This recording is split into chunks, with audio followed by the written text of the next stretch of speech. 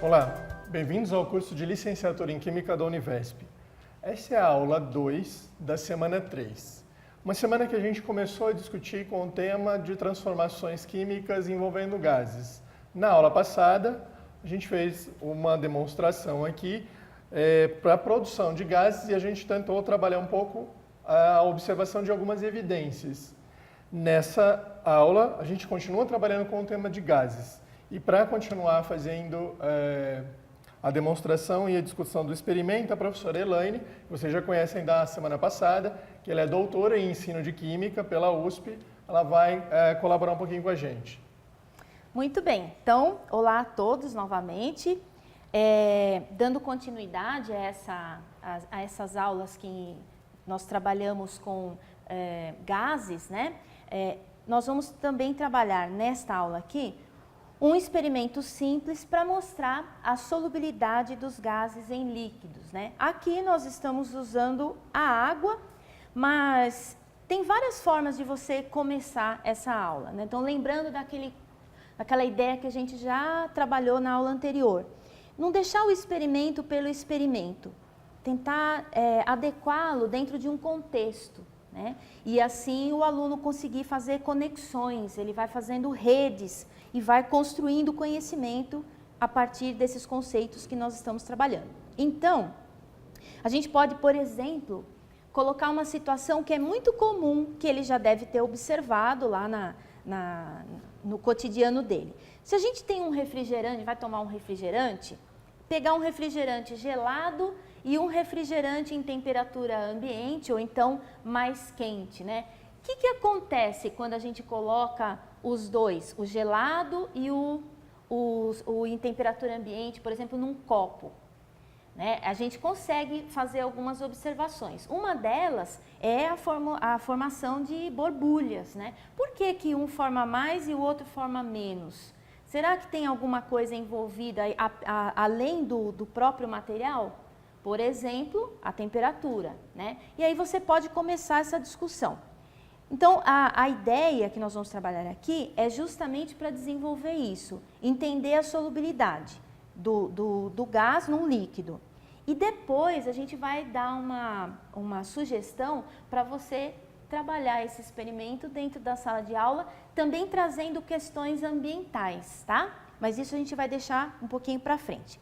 Então, vamos aos materiais. Observe, né? Porque a gente sempre tem um procedimento. Na ciência é importante ter procedimento, é importante ter um método para se trabalhar, né? Mas tem várias formas de nós fazermos isso. Então, a gente vai observando diferentes maneiras de se fazer e você pode adaptar a sua realidade, né? Dentro da escola, a gente tem realidades diferentes, então tem que adaptar ao ambiente no qual nós estamos desenvolvendo, tá?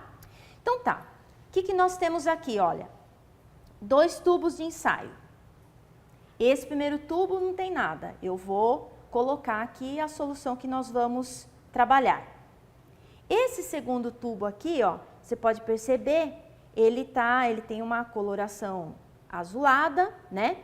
Esse material aqui é um indicador de laboratório, que nós conhecemos como azul de bromotimol. Esse azul de bromotimol, ele é preparado dentro do laboratório. Mas, de novo, né? Na escola eu não tenho azul de bromotimol. O que eu faço? Você pode, por exemplo, utilizar o repolho roxo, que é uma aula que você já teve na prática de ensino de ciências, né?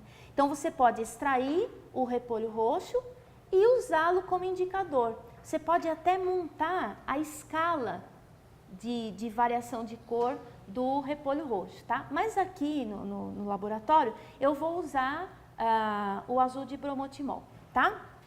Muito bem. Aqui eu tenho água mineral com gás. Então a água com gás, ela tem uma composição diferente, ela tem um gás aqui dentro, né? E aí, o que nós vamos observar? Além disso, nós vamos usar a lamparina, né? Você pode usar a lamparina, que geralmente é o que é mais fácil nas escolas. Se a escola tiver bico de Bunsen também pode usar, né? Nós vamos usar aqui a lamparina. Então, o que nós vamos fazer? Nós vamos transferir para esse tubo aqui uma pequena amostra de água mineral com gás. O legal é você trabalhar com temperatura ambiente, tá? A água em temperatura ambiente. Por quê? Por conta da solubilidade mesmo. Então, aqui, ó, eu coloquei uma pequena amostra da água com gás. Você pode perceber que está cheio de bolinhas aí, né? Que é o gás que está presente na água. Muito bem, agora eu vou pegar o tubo que contém o azul de bromotimol, que é o indicador, e vou colocar uma quantidade aqui dentro, tá? Você pode transferir diretamente, ou você também pode usar conta-gotas. Eu não sei se você... Vamos ver se você consegue observar aí, ó. Ele ficou com uma cor amarelada, né? Isso é característica, o azul de bromotimol em meio ácido, ele fica amarelado, tá? Então veja, ó, aqui nesse tubo, o azul de bromotimol tem a coloração azul. E aí quando eu coloquei a amostra de água com gás, coloquei o azul de bromotimol, ele ficou amarelo, né? O que a gente vai fazer? A gente vai simular o que acontece, por exemplo, no refrigerante. Nós vamos mudar a temperatura, ou seja, nós vamos aquecer esse material. Então, usando aqui a lamparina. E o que eu vou pedir para você é observar a coloração, tá? Então, lembrando, esse sistema aqui, ele está no meio ácido, né? E eu consigo observar isso com a presença do indicador azul de bromotimol, certo? O que acontece com essa água com gás quando eu aumento a temperatura? Então, vamos ver. Então, observa, né? Vai observando situações aqui, o que está acontecendo com a água, a formação de bolhas, enfim.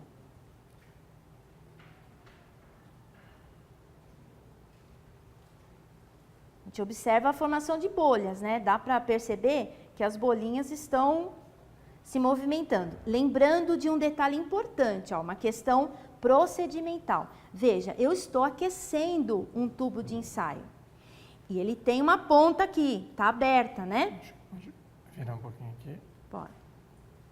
Então, está aberto. Então, quando você estiver trabalhando, principalmente em grupo, né? Lembrar que está aquecendo, não coloque na frente de ninguém, né? Isso tem que ficar livre, porque se caso isso espirrar, pode atingir alguém, né? Então, é uma questão procedimental. A gente vai observando o que vai acontecer.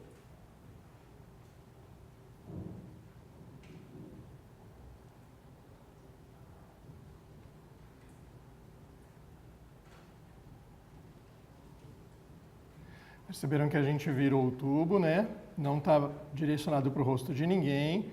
Conforme a gente vai aquecendo, a gente vai tirando aos pouquinhos, por questão também de segurança.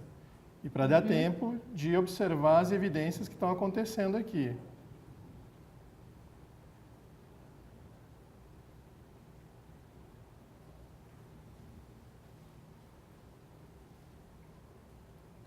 Por que eu coloquei a mão aqui atrás? Para que vocês possam observar bem o que está acontecendo dentro do tubo de ensaio. Tira um pouquinho aqui, ó. A gente vai diminuir um pouquinho o volume. Sim.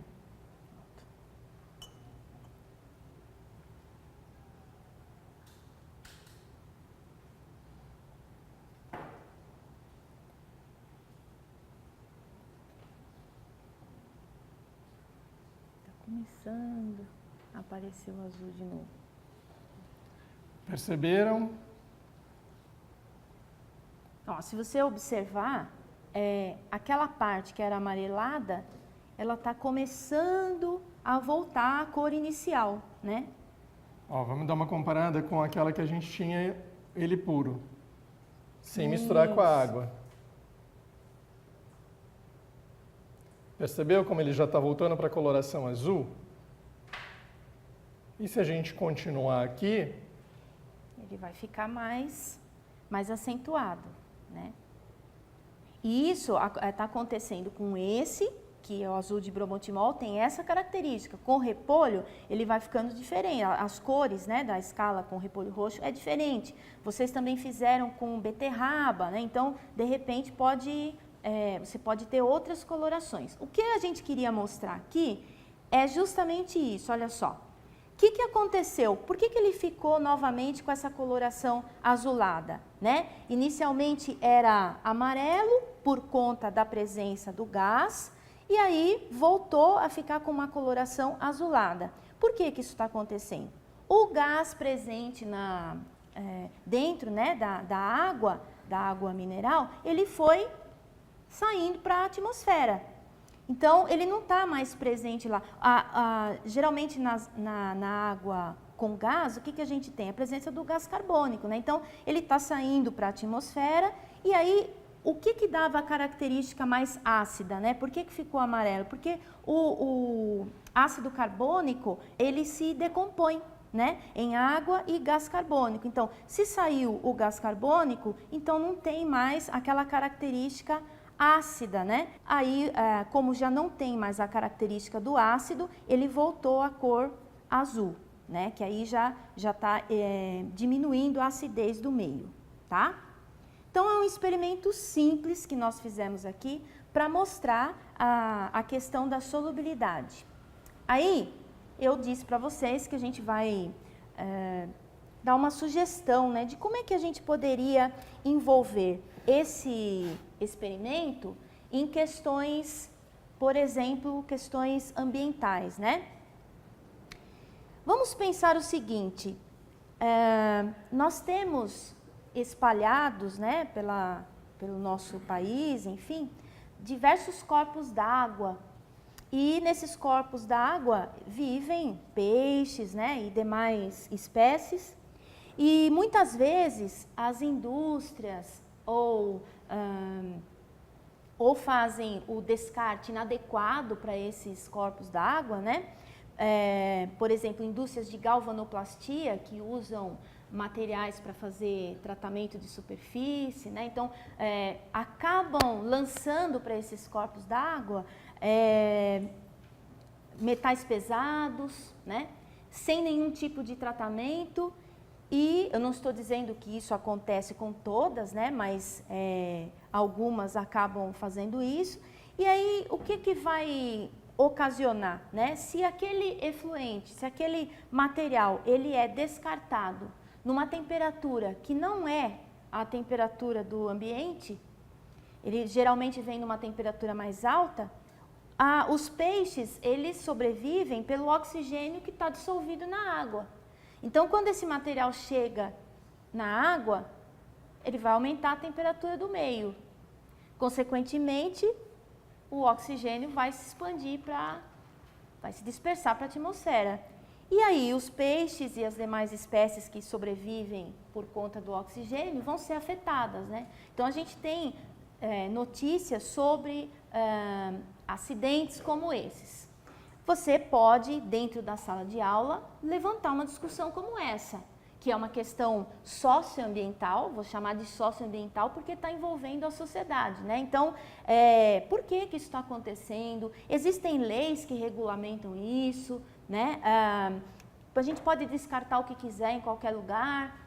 Que tipo de análise tem que ser feita? A empresa que faz o material, ela é responsável por esse descarte, porque está afetando o meio ambiente, está afetando aquele espaço lá, né, que as espécies que sobrevivem do gás estão vivendo. Então, tem até no material de apoio e o material de base, sugestão sobre isso, né, falando de questões ambientais. Então, essa seria uma sugestão, você poderia discutir com os alunos a respeito dessa questão. Por que acontece isso? Por que o gás sai? Por que os peixes morrem após um despejo de efluentes com essas características? Enfim, é uma possibilidade. Você está envolvendo um experimento muito simples dentro de um contexto grande, né? Se a gente quer trabalhar quer construir aquela consciência, aquela criticidade, a gente tem que envolver essas questões